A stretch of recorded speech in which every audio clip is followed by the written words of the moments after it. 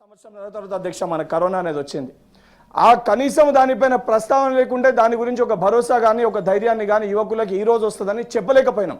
చెబితే కనీసం ఈ సంవత్సరంలో ఉద్యోగాలు వస్తాయి మేము ప్రిపేర్ అవ్వాలని చెప్పని ఆ నోటిఫికేషన్ సమయాన్ని ప్రకటించిన ఆ కరోనా సమయంలో యువకులందరూ కూడా వారి ఇంట్లోనే ఉన్నారు కాబట్టి చదువుకొని కొంచెం ఎక్కువగా వారికి అవకాశం దక్కేది.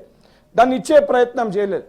దాని తర్వాత ఏదైతే ఇచ్చిన కొన్ని నోటిఫికేషన్స్ కూడా ఏదైతే తెలంగాణలో కాంగ్రెస్ ప్రభుత్వం అధికారంలోకి వచ్చినాక ప్రజాప్రభుత్వం అధికారంలోకి వచ్చినాక లాస్ట్ ఏదైతే 14 monthsలో 57,000 పైచిలకు ఉద్యోగ నియామక పత్రాలను ఏదైతే యువకులు ఎగ్జామ్స్ రాసి వారు చెప్పే విధంగానే నోటిఫికేషన్ ఇచ్చి ఎగ్జామ్ రాసి ఎగ్జామ్ వస్తుందా రాదా, క్వాలిఫై అవుతామా కావా, నియామక పత్రాలు వస్తాయా రావా అని అటు ప్రైవేట్ రంగానికి పోకుండా ఈ ఉద్యోగం వస్తుందో రాదో బిక్కుమని బాధపడుతూ అటు తల్లిదండ్రులు బాధపడుతూ ఈ పిల్లగాడు ఊరికి పోలేక బాధపడుతుంటే ఒక ధైర్యాన్ని ఒక భరోసాని ఇచ్చి వారి కుటుంబ సభ్యులందరూ కూడా గర్వంగా తలెత్తుకొని చెప్పే విధంగా నా కొడుకుకి ఉద్యోగం వచ్చింది నియామక పత్రాన్ని అందుకుండని చెప్పి గర్వించదగా ఆ తల్లిదండ్రులకి గౌరవాన్ని కల్పించిన ప్రభుత్వం ఈ ప్రజాప్రభుత్వం అధ్యక్ష.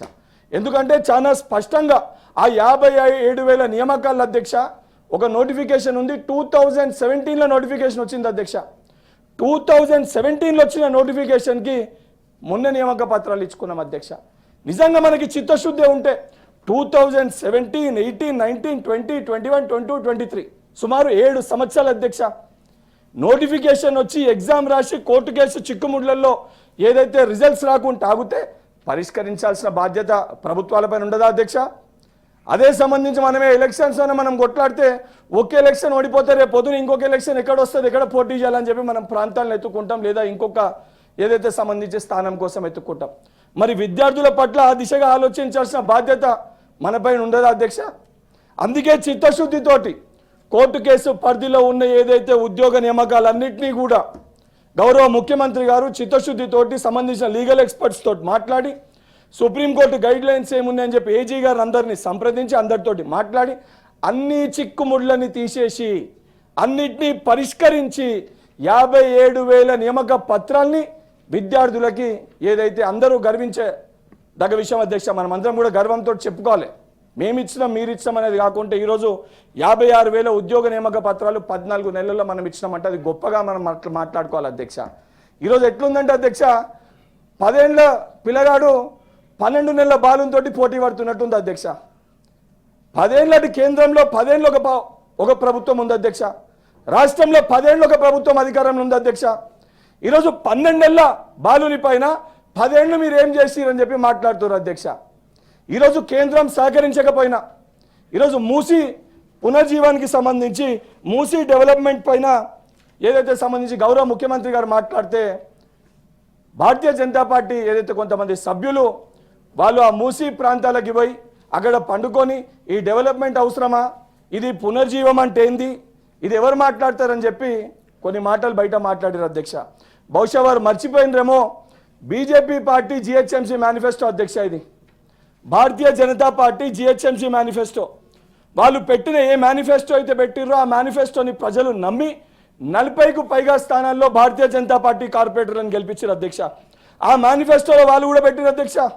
ఈ మేనిఫెస్టోలో మూసీ ఫ్రంట్ డెవలప్మెంట్, మూసీకి పునర్జీవం ఇదే మాట వాళ్ళు కూడా ప్రస్తావించారు అధ్యక్ష. రాజకీయాలు మనం ఎన్నన్నా చెప్పొచ్చు అధ్యక్ష, కానీ ఒక్కసారి మనం ప్రస్తావించేటప్పుడు మనం మాట్లాడేటప్పుడు మనం పోయి ప్రజల్లోకి వెళ్ళి చెప్తున్నప్పుడు మరి మనం పెట్టిన అంశాలు కూడా అవే ఒక్కసారి ఆలోచించుకొని మాట్లాడాలి అధ్యక్ష. ఎందుకంటే తెలంగాణ రాష్ట్రానికి గుండెకాయ హైదరాబాద్ నగరం.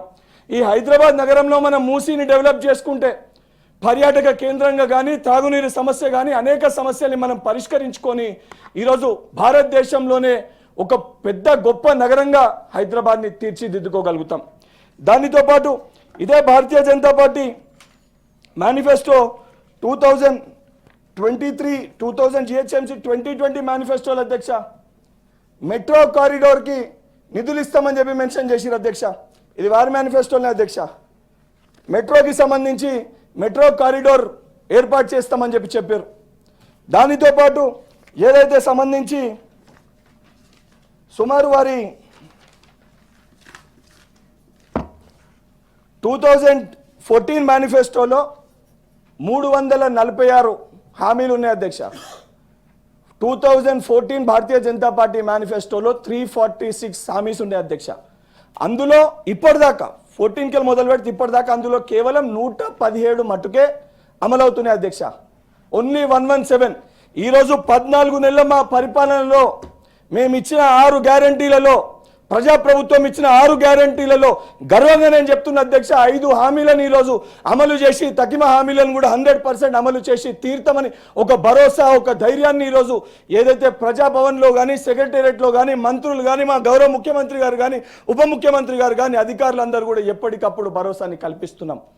అవును, 2-3 విషయాలలో రేషన్ కార్డులు కానీ, ఇందిరా మిల్ల విషయాల్లో కానీ, ఏ కళతోటి కాంక్షతోటి నీళ్లు, నిధులు, నియామకాలు, ఈ మూడింటితోటి తెలంగాణ రాష్ట్రం ఏర్పడింది అధ్యక్ష. ఈరోజు నీళ్ల పేరుట కాళేశ్వరం మనం చూసాం అధ్యక్ష, స్కామ్ అయిపోయింది.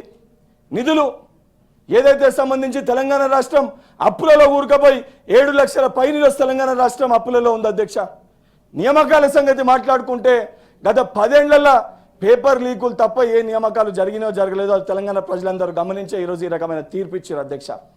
ఈరోజు చాలా స్పష్టంగా ఏదైతే సంబంధించి అటు భారతీయ జనతా పార్టీ కానీ, బీఆర్ఎస్ పార్టీ కానీ, తెలంగాణ రాష్ట్రం ఏర్పడింది అధ్యక్ష. ఈరోజు రాష్ట్ర అభివృద్ధి కోసం మనం మాట్లాడాలి. అస్తిత్వాల గురించి మాట్లాడితే మేము కూడా విమర్శించాలి వస్తుంది అధ్యక్ష. ఈరోజు టీఆర్ఎస్ పార్టీ తెలంగాణ రాష్ట్ర సమితి అని తెలంగాణ పేరుని పెట్టుకొని అధికారంలోకి వచ్చారు. ఈరోజు సరే వారి రాజకీయ ప్రయోజనాల కోసం దాన్ని బీఆర్ఎస్గా మార్చారు. నాకు కూడా అనిపిస్తుంది, అరే తెలంగాణ పేరు పెట్టుకొని వచ్చి ఈరోజు తెలంగాణ పదాన్ని తీసేసిరని అనిపిస్తుంది. సరే, అది వారి వ్యక్తిగతం, వారి పార్టీ ఉద్దేశం. ఎందుకంటే ఈరోజు నేను ఇంతకుముందే చూసిన, ఏదైతే గౌరవించి మనం తెలంగాణ గానాన్ని పెట్టుకుంటే ఆ పాట ఎవరు వాడిరు అని మాట్లాడుతారు. ఏదైతే సంబంధించి వాస్తవానికి వారు చెయ్యలేనిది ఈరోజు కాంగ్రెస్ పార్టీ చేసిందనే దాన్ని మనం గొప్పగా గర్వంగా చెప్పుకోవాలి. కానీ ఎందుకు మాట్లాడారంటే నేను కూడా అడగాల్సి వస్తుంది. మరి తెలంగాణతోటి 10 ఏళ్ళ అధికారంలో ఉన్నారు, ఆ తెలంగాణ పదాన్ని తీసేసి మరి తెలంగాణను అగౌరవపరిచిరని నాకు కూడా చెప్పాల్సి వస్తుంది అధ్యక్ష. కానీ వారి వ్యక్తిగత అభిప్రాయం, వారి పార్టీ నిర్ణయం కాబట్టి నేను అంశాలకు పోతలేను అధ్యక్ష.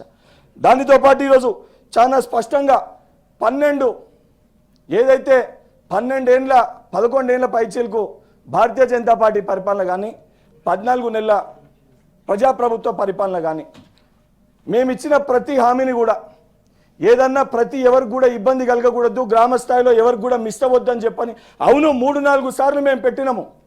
3-4 సార్లు ఏదైతే వారికి సంబంధించి రిపోర్ట్ తెప్పించుకున్నాము. ఎక్కడన్నా ఒకరిద్దరు మిస్ అయిపోతారేమో, అర్హత పొందిన వాళ్ళు మిస్ అవుతారేమో, లేదా అప్లై చేసడంలో ఆన్లైన్లో తప్పులు జరిగినాయేమో, లేదా ఏదైనా అధికారి పొరపాటు వల్ల ఎవరికన్నా ఆ స్కీమ్ లబ్ధి చేకూర్చేదని చెప్పని మళ్ళీ ఒకసారి గ్రామ సభలు పెట్టి, ఏదైతే ప్రజాప్రభుత్వం కదా అధ్యక్ష, గ్రామ సభలు పెట్టి ప్రజల దగ్గరికి వెళ్ళే కదా అభిప్రాయం తీసుకోవాల్సింది. ఏదైతే 10 ఏళ్ళుగా ఒక్కసారి గ్రామ సభల్ని నిర్వహించలే, ఈరోజు మేము గ్రామ సభల్ని నిర్వహించి అభిప్రాయాలు సేకరిస్తే కూడా ఎన్నిసార్లు సేకరిస్తారు, దేనికి సేకరిస్తారు అని చెప్పి విమర్శలు చేస్తారు అధ్యక్ష. ఇటువంటి విమర్శలు అనేటివి సరికాదు అధ్యక్ష. ఎందుకంటే మాకు చిత్తశుద్ధి ఉంది, ఎవరికైనా రాకపోయినా ప్రశ్నించాలి, అడగాలి, అడిగిన దాన్ని కూడా ఆ యొక్క లిస్టులో చేర్చాలని ఒక చిత్తశుద్ధి ప్రభుత్వానికి ఉంది కాబట్టి గ్రామ సభలను ఏర్పాటు చేశారు. ఇంతకుముందే ఒక విషయం పైన ఏదైతే